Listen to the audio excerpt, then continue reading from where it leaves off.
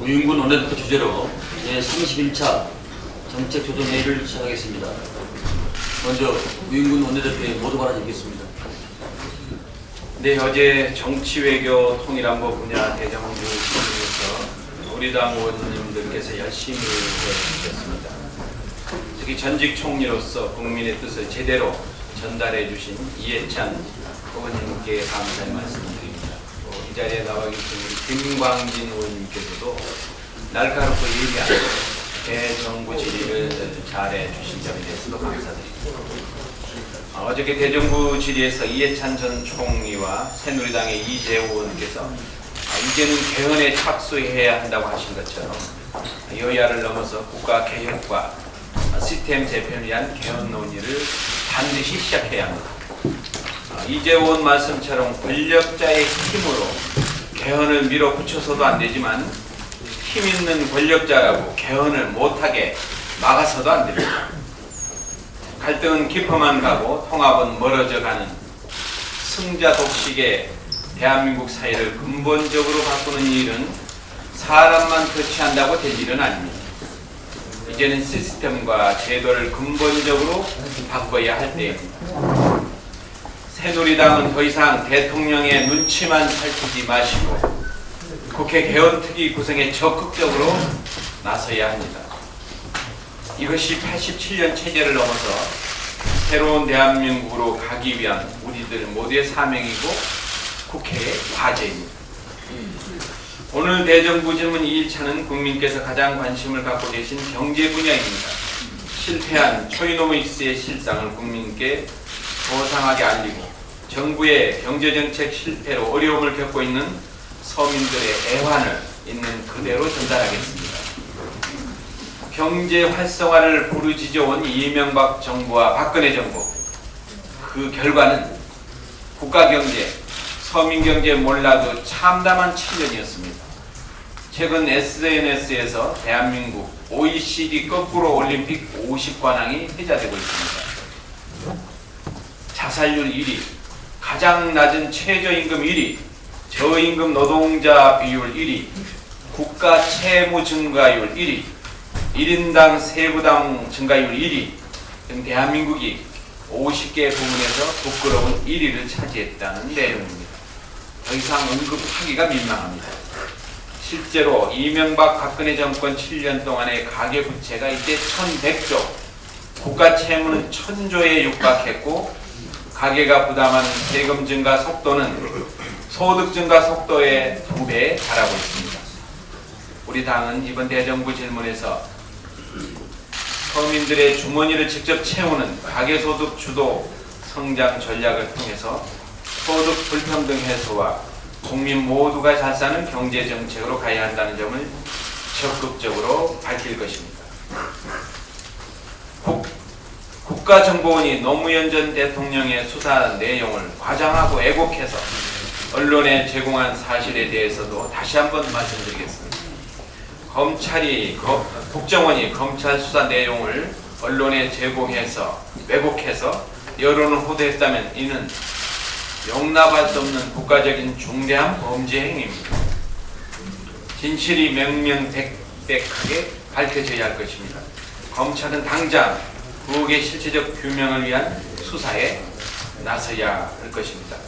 우리 당은 이 사안의 중대성을 감안해서 내주 초 국회 정보위와 법사위 등을 긴급 소집해서 진상조사에 착수할 것입니다. 이 사건은 국정원 직원 몇 명의 개인적인 일탈 수준을 넘는 조직적인 중대한 범죄 행위라고 할 것입니다. 오늘 원자력 안전위원회가 월성 1호기 수명 연장 여부를 결정하는 안건을 재상정합니다. 지난 23일 환경운동연합이 실시한 여론조사 결과 월성 1호기 수명 연장에 대해서 국민 10명 중 6명이 반대하고 있습니다. 또한 수명 연장 심사 시 안정성 기준만 적용하지 말고 경제성과 주민 의견, 국민 여론 등 다양한 여론을 반영해야 한다는 의견이 74%에 달했습니다. 정부는 더 이상 국민의 안전과 생명을 실험하려고 해서는 안 됩니다. 월성 1호기의 수명 연장은 즉각 중단돼야 합니다. 저는 지난 2월 4일 교섭단체 대표연설에서 세월호 참사를 계기로 국민의 생명과 안전보다 더 중요한 가치는 없다는 인식이 확산되고 있는 만큼 월성 원전 1호기 수명 연장 시의 즉각 중단과 원전 수명 연장 금지법의 공론화를 제안한 바 있습니다. 이제는 실천해야 할 때입니다. 세월호 참사 이후 국민 안전은 시대적 가치고 정치인 모두의 소명이 되었습니다. 어떤 경제적 효과보다도 훨씬 중요한 것은 국민들의 소중한 생명이고 국민의 안전이라는 점을 다시 한번 강조드립니다. 마지막으로 김기춘 대통령 비서실장의 후임 인선이 늦어지고 있습니다. 오늘로 비서실장이 사의를 표명한 지 9일째이고 출근도 하지 않고 있다고 합니다. 그동안 현 정부의 인사 때마다 국민들이 너무나 힘들고 답답해했습니다. 이번만큼은 제대로 된 인사가 되기를 바랍니다. 지금까지의 수첩 인사는 종직을 찍고 정말 국민이 원하는 인물을 중용해야 할 것입니다. 박근혜 정부 2년 동안 고위공직자 자리 중 1개월 이상 인사 공백이 발생한 곳이 296곳에 이르고 또 인사청문회 고위공직자 62명 중 9명이 중도 해체했습니다. 이런 낙마율은 역대 정부 최고 수준입니다. 이번 인사 개편으로 국정농단의 핵심으로 지목된 소위 실세 3인방의 권력이 더욱 공고해질 것으로 우려하는 목소리도 높습니다. 대통령께서는 손에 쥔 수첩만 보고 인사할 것이 아니라 국민의 소리를 듣고 국민이 원하는 인사를 해야 합니다. 귀를 더 열고 시야를 더 넓게 가지셔야 합니다. 대통령의 스타일에 맞는 인사만 고집하는 태도, 이제는 버려야 나라가 편안하고 국민이 편안해집니다. 이상입니다. 네, 이어서 강기정 정책위의장의 모두 발언 있겠습니다. 어제 있었던 2+2 회담에 대해서 정리해서 말씀드리겠습니다. 새누리당이 경제살리기법이라 해서 30개 법안을 내놨고 말씀드렸듯이 19개는 지난 12월 국회까지 처리했고요. 지금 11개가 남아있는데 우리 당은 4개의 의료 영유아 관련법은 처리할 수 없다 이렇게 입장을 밝힌 바가 있습니다. 그 중에 4개도 이 기재의소관 서비스산업 이 발전기본법에서 의료 영유아를 빼면 이건 처리하겠다 이렇게 어제 제안을 했습니다. 또 관광진흥법은 호텔 수요 상태를 점검해보고 4월에 논의를 하자 이렇게 제안을 했습니다. 그러면 우리가 반대한 법은 유일하게 의료 영유아 관련된 법만 딱 유일하게 남습니다. 그러면 나머지 7개에 대해서는 지금 교문위에 있는 국제회의 산업육성법은 지금 법안소위도 통과해서 전체회의에 의결만 남겨 있습니다. 또 미방의 크라우드 컴퓨팅 발전법도 역시 전체회의에 계류 중에 있습니다. 판노위의 산업재해 보상법은 우리 당은 찬성하는데 새누리당 내부에서 찬반이 엇갈려서 통과가 안 된 법입니다. 그리고 정무위소관법이 3법이 있습니다.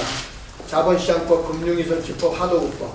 이 법은 우리 정무위 야당 의원들이 요구하는 금융회사 지배구조법과 소위 남양유업 그 대리점법이라고 할 수 있는 이 법과 함께 처리하자는 것이 정무위 의원들의 요구입니다. 그러면 결국은 정부가 요구한 30개 입법, 경제살리기 입법 중에는 유일하게 의료법을 제외하면 다 처리되거나 다름없습니다. 물론 4월로 넘어간 거 있긴 합니다. 우리 당은 정확히 4가지를 요구했습니다. 아시아문화중심도시 특별법, 아문담법이라고 하는 것 이거. 그 다음에 지금 본회의에 계류되어 있는 소위 삐라 뿌리는 걸 저지하는 결의안, 남북 당국 상호 비방 중단 합의 이행 촉구 결의안. 이건 본회의가 있습니다. 그 다음에 3번째로는 여야 간사나 장관이 다 합의했던 생활임금제의 근거를 만드는 최저임금법. 이 4가지 딱 요구했습니다. 김영란법까지 포함해서 김영란법, 아문담법, 결의안, 생활임금제의 근거 만든 최저임금제법. 이 4개에 대해서 아무런 이야기를 하지 않습니다. 그래서 어제 회담이 잘 안 됐던 겁니다. 그럼에도 불구하고 우리 야당은 아무튼 여당에 최대 협조하겠다 이런 생각을 갖고 있습니다. 한 가지 더 말씀드리면 엊그저께 대통령께서 말씀하신 불어터진 부동산 3법 이걸 작년 12월 23일 날 처리하면서 국토위 여야 간사가 합의했던 법이 또 같이 있습니다. 그걸 2월 처리하겠다는 법인데 즉 서민 주거 안정에 대한 법입니다. 그 내용은 잘 아시겠지만은 주거복지기본법을 2월 안에 처리하자. 또 거기에는 요즘 주택임대차 분쟁조정위원회를 만들어서 전세가 월세로 전환하는 즉 전월세 전환에 대한 그 전환율 인하액을 빨리 신속히 결정하도록 하자 이런 내용도 들어있는 주택임대차 보호법입니다. 이런 거 처리하자고 이미 약속 다 하고 합의서까지 다 썼는데 여당이 노력하지 않아요. 제 어제 협상할 때 주장하지 않았습니다. 빨리 처리하자고. 왜?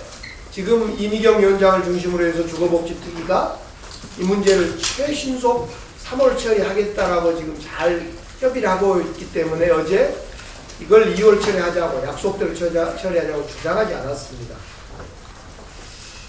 우리는 신의성실 원칙에 따라 이렇게 줄 것 다 해줄 것 하고 어쩌면 바보스럽게 우리가 요구해야 될 것도 요구하지 않아가면서도 믿고 협조하는데 도대체 여당은 야당의 발목 잡기를 너무너무 하고 있어요.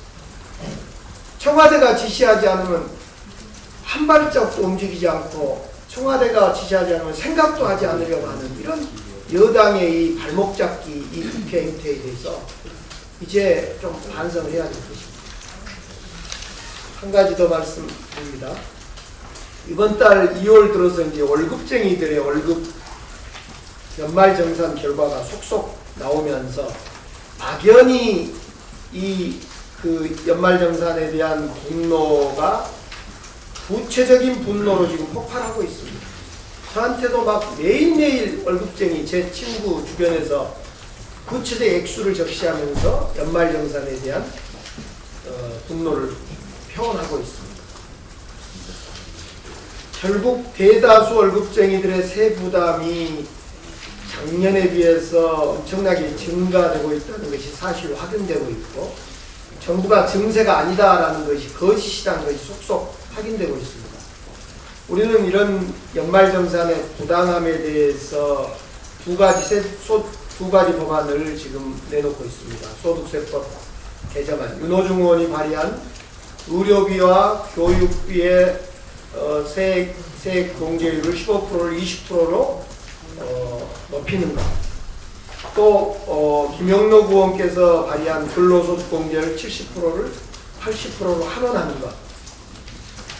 이 두 가지 법은 시급히 처리할 법입니다. 여야가 바로 이건 협의해서 정말 3월 3일 국회에서 처리할 수 있으면 시급히 처리해야 할 문제입니다. 이 개정법안의 이 법은 신중히 검토해야 되겠습니다만은 작년 세금분에 대해서는 소급 적용하는 문제를 신중히 검토를 해야 될 것 같습니다. 결국 이런 두 개의 법을 포함해서 연말정산에 대한 국민적 분노, 월급쟁이 분노들을 빨리 국회에서 해결할 수 있어야 되고 이 문제를 포함해서 3월 3일 또 정책위와 기재위 윤호중 간사를 중심으로 해서 연말정산에 대한 무속 대책을 계속해 나가겠습니다. 마지막으로 짧게 여야가 이렇게 안 되는 일만 하고 있는 게 아니라 되는 일도 어제를 했습니다. 우리 복지위에서 이 안심보육법을 처리했습니다. CCTV와 더불어 안심보육법을 처리했습니다.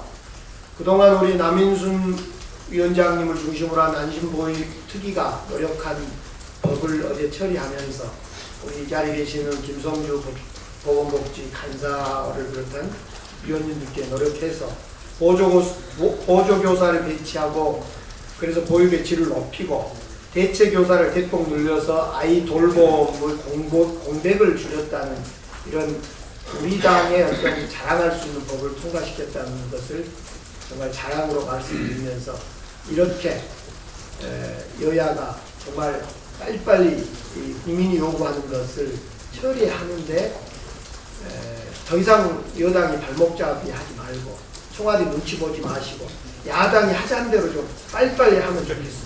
이상입니다. 네, 처음에서 말씀드리면은 서비스 발생 기본법 중에서 의료만 빼자는 겁니다. 의료부를 빼자는 이유는 단기적으로 보면은 동네 병원을 불법병원을 말살시킬 것이고, 장기적으로 보면은 건강보험 건보 체계를 완전히 뒤바꾸는 일까지 생기는 일입니다. 그래서 서민뿐만 아니라 중산층까지 무너지는 현상이 오기 때문에 반드시 이 의료 부분은 빼야 된다는 당위성이 있어서 그렇게 주장한 겁니다. 이어서 양승조 의원 부탁드리겠습니다.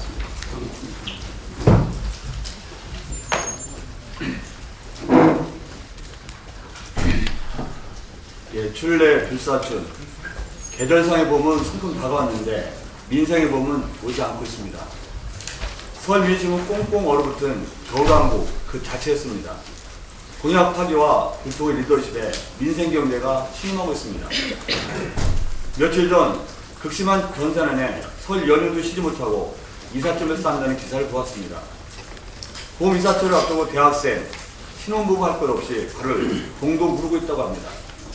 이 와중에 대통령께서는 부동산 3법 처리 지연을 두고 퉁퉁 불어터진 국수를 먹는 경제가 불쌍하다고 하셨습니다. 사돈 낱말하리라는 말이 떠오릅니다.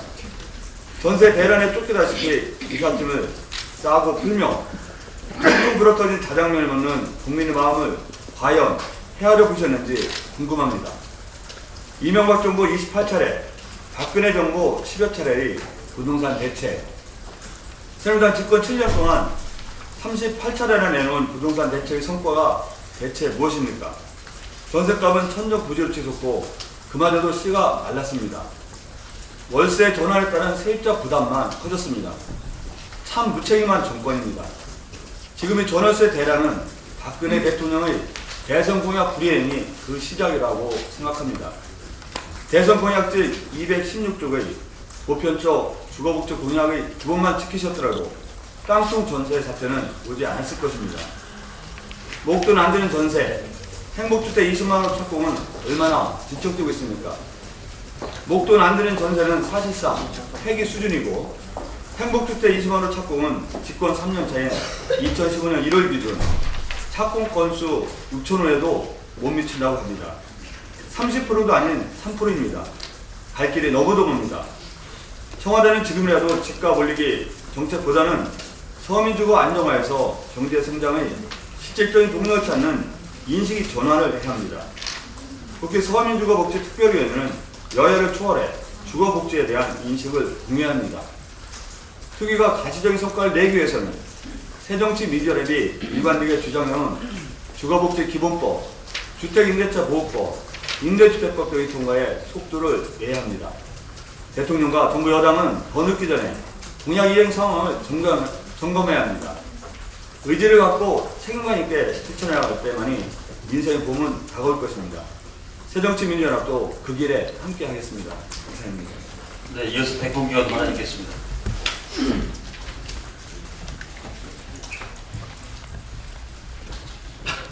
공개원입니다. 어제 저는 대한민국 6.25 참전 유공자의 경기 19가 주최한 2015년도 동기총회 및 안보 결의대회를 참가했습니다. 어느 지역이나 마찬가지겠지만 각지의 참전 유공자의 회원은 모두 한반도의 적화를 저지하고 산업화, 민주화를 이루는데 큰 공을 세운 분들입니다.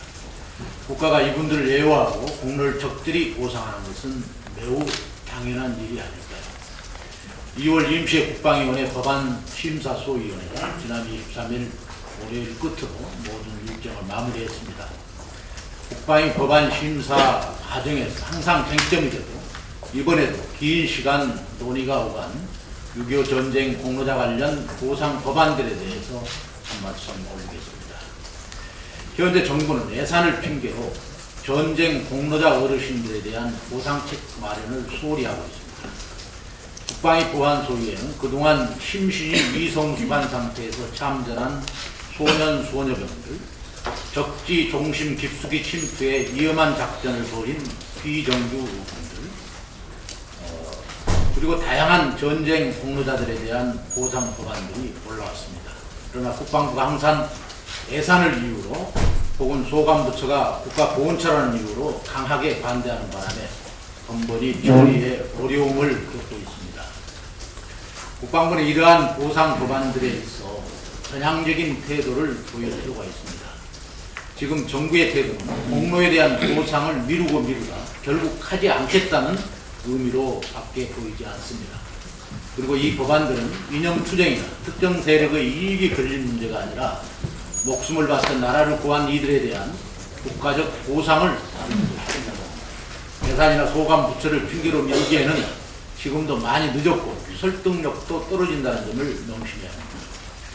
전쟁 공로자에 대한 참전 명예수당은 김대중 정부 시절부터 최초로 참저군인 1인당 5만 원을 지급하는 것이 시작이었습니다. 또 참여정부 당시에는 특수임무 수행자와 벽골병단 같은 그동안 역사가 예면한 유공자들에 대한 보상이 본격적으로 시작이 됐습니다. 또한 새정치민주연합은 작년 8월 보훈가족에 감사하는 모임을 창립해서 보훈가족 처우 개선을 위해 노력하고 있습니다. 우리 새정치민주연합은 앞으로도 지금의 대한민국을 있게 해준 어르신들에 대한 보상이 정당하게 이루어질 수 있도록 최선을 다할 것입니다. 부디 정부도 무거운 책임을 인식하고 해당 법안 처리에 적극적으로 임해야 할 것입니다. 이상입니다. 네, 이어서 전정의원의 발언이 있겠습니다.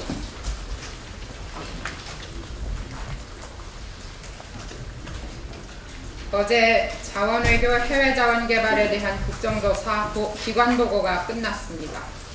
이번 국정조사에서 MB정부의 묻지마 해외자원 투자에 대한 철저한 조사가 이루어지길 기대했습니다.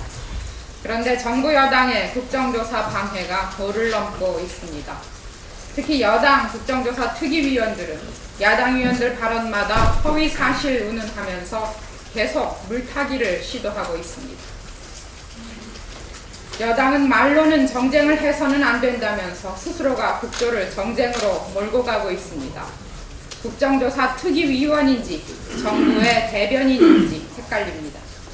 급기야 그제는 여당 위원이 위원장석에 마이크를 접어서 의사진행을 방해하면서 단체로 퇴장했을 뿐만 아니라 기관 증인들에게 당장 나오라며 퇴장을 유도하는 초유의 사태가 발생했습니다.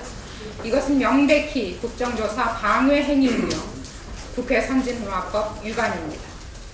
MB정부 해외자원개발 광풍 속에서 경쟁적으로 묻지마 투자를 벌였던 석유공사는 2007년 3조 6,829억 원이었던 부채가 2012년 말 17조 9,831억 원으로 증가했고, 가스공사는 2007년 8조 7,458억 원이었던 부채가 2012년 말 32조 2,527억 원으로 증가했습니다. 그리고 광물자원공사는 자본금 2억 원이 잠식돼서 국회에서 자본금 증액을 해주지 않으면 파산할 수밖에 없는 상황에 처하게 됐습니다. 그럼에도 불구하고 산업부는 MB정부의 투자 손실을 감추기 위해서 총회수율이라고 하는 기상천외한 지표를 만들어서 20년만 기다리면 기존 투자 금액의 114%를 회수할 수 있다고 국민들을 기만했습니다. MB정부가 해외자원 개발에 현재까지 투자된 사업의 연평균 수익률은 2%에 불과합니다. 해외 생산 광구 매입 당시의 할인율이 8 내지 10%인데 이것을 밑도는 수치이기 때문에 100% 손실이 나는 사업임이 분명합니다. 그런데도 아무도 책임지는 사람이 없습니다. 이제 기관 보고가 끝나고 증인 채택과 청문회가 남아 있습니다. 이러한 일정을 잡는데 여당은 최대한 협조를 해야 될 것입니다. 그래서 정권 치적을 위해서 자원외교라는 미명하에 사상 최대의 국부 유출이 이루어진 해외자원 개발 사업에 대해서 이를 주도한 사람들은 지위 고하를 막론하고 청문회장에 나와서 증언해야 될 것입니다. 여당은 국회가 정권의 들러리가 아니라 자존감을 가진 독립적 견제 기관임을 증명해 주시기 바랍니다. 이상입니다. 네, 이어서 신경민 의원의 발언이 있겠습니다.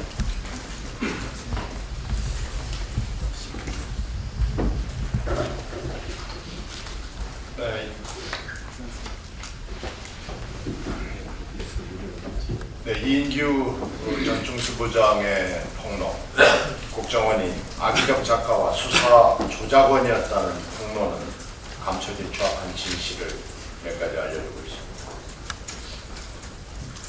전두환의 5공보다 더 노골적인 국정원 행태는 원장이 직간접으로 개입하지 않고는 불가능하고 원장의 독단일 수도 없습니다. 대선 국면에서 벌어진 온라인과 오프라인 정치 공작의 싹이 여기에 있었습니다. 검찰 수사와 공소 유지가 온갖 방해와 은폐, 조작 속에 진행되기 때문에 지금 알려진 국정원 공작은 극히 일부분일 것이라는 그동안의 짐작이 맞았음을 보여줍니다. 박근혜 대통령은 지난 2013년 9월 여야 대표회동에서 댓글 사건이 재판 결과 사실로 밝혀지면 법에 따른 문책이 있을 것이고 최고의 강도 높은 국정원 개혁안을 마련하겠다고 약속했습니다. 이달 초 원세훈 항소심은 선거법 부분에 대해서 1심과 다른 결론을 냈지만 국정원법 위반에 대해서는 1심과 똑같이 유죄를 선고했습니다. 법상식이 조금이라도 있다면 대법원이 국정원법에 대해서 다른 결론을 낼 가능성은 이제 전무하다는 걸 학생들도 압니다. 이런 식의 이인규의 증언으로 국정원은 이명박 정권 초기부터 총체적, 조직적, 장기적으로 썩어 있음이 다시 판명난 겁니다. 지금까지 수사, 방해, 은폐, 조작 속에서 진행된 시원치 않은 검찰 수사와 공소 유지만으로도 국정원이 이 지경인데 박근혜 정부는 무엇을 더 얼마나 기다리고 있습니까? 법률시민 대법원에서 행여라도 국정원법 무죄 결론을 기다리고 있는 겁니까? 그것은 헛된 꿈이라는 걸 이제 모두 압니다.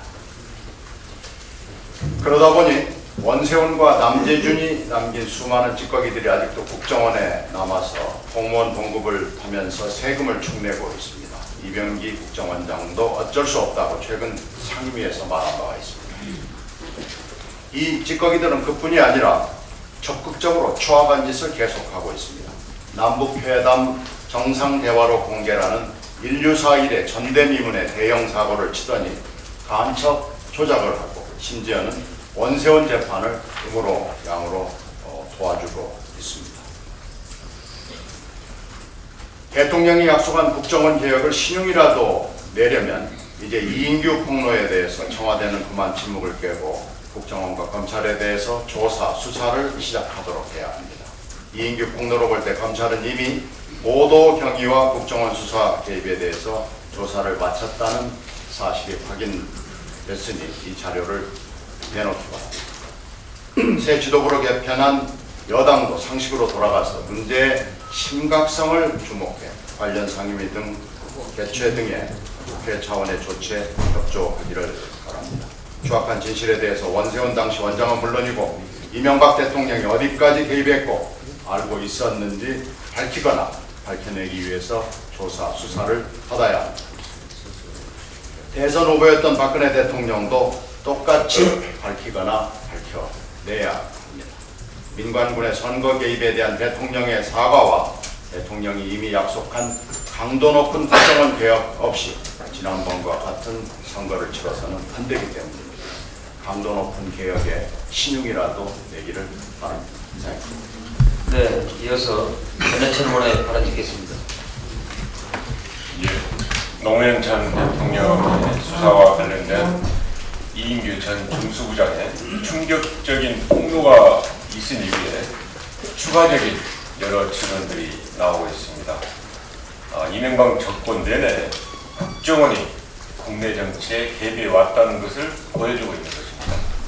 정권 말기에는 댓글을 통해 대선에 개입했다는 사실이 이미 밝혀졌고 정권 초기에도 전직 대통령에 대한 수사에 공작 수준으로 개입했다는 사실이 밝혀진 겁니다. 결국은 원세훈 국정원장이 재임했던 4년간 국정원은 철저하게 정치에 개입했다는 것을 보여주고 있기 때문에 철저한 조사가 필요할 것입니다. 이 사건은 결국 국정원이 개혁이 필요하다라는 사실을 보여주고 있지만 지난번 국정원 개혁 특위에서도 충분한 성과가 없었습니다.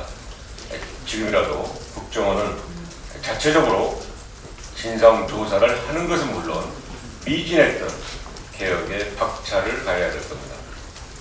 또한 국정원이 공작에 개입했다는 이 전 중수부장의 폭로로 인해서 검찰의 책임이 면해지는 것은 전혀 아닙니다. 국정원의 정보를 유출한 직접적인 책임은 분명히 검찰에 있는 것이고, 실제로 당시 피의사실 공표라는 위법 행위를 검찰은 일상적으로 행했습니다. 이인규 전 중수부장도 이야기하기를 나중에 때가 되면 밝힐 거다라고 모호하게 이야기를 하고 있는데, 지금이라도 바로 전말을 밝혀야 되고, 분명한 것은 수사 책임자로서 거기에 따른 책임은 여전히 유효하다는 것입니다. 아울러 당시 수사팀이었던 우병우 씨가 현재 사정 라인을 총괄하는 민정수석으로 있는 것도 매우 부적절하다고 생각합니다. 앞으로 국정원은 공작 사건의 전말에 대해서 철저한 진상규명을 해나가도록 하겠습니다. 김원입니다. 정부는 어제 한중 FTA 협정문에 가서명했다고 발표를 했습니다. 우리나라가 세계 7대 무역국가로서 제1교역 대상국인 중국과 FTA 체결이 불가피한 측면이 있다는 점은 인정합니다. 이번 협상 과정에서 취약산업인 농업은 수입액 기준 60%를 초민감 부품으로 지정해서 피해를 최소화하려고 노력했지만, 실제로 FTA가 체결되면 직간접적으로 우리 농업의 피해는 매우 클 것으로 예상되고 있습니다. 정부가 이번 국내 보완 대책을 4월까지 마련하겠다라고 하면서 몇십조 원 피해가 예상되기 때문에 향후 10년간 몇십조를 지원하겠다고 발표할 것으로 알려지고 있습니다. 기존 FTA 국내 피해 대책에 관한 사례를 볼 때 정부가 10년간 몇십조 원, 소위 한미 FTA 할 때는 24조 원, 또 한EU FTA 할 때는 2조, 한영 연방 FTA 할 때는 2조 등등 10년간 수십조 원을 지원하겠다고 번번이 약속했지만, 지난 10년간 농업 예산의 추이를 보면 그 비중이 지속적으로 줄어왔다는 점을 지적하지 않을 수 없습니다. 이는 아랫돌을 빼서 윗돌을 쌓기식의 정책이라고 할 수밖에 없습니다. 앞으로 실질적 피해 대책을 논의하는 여야 협의체를 구성해야 할 것입니다.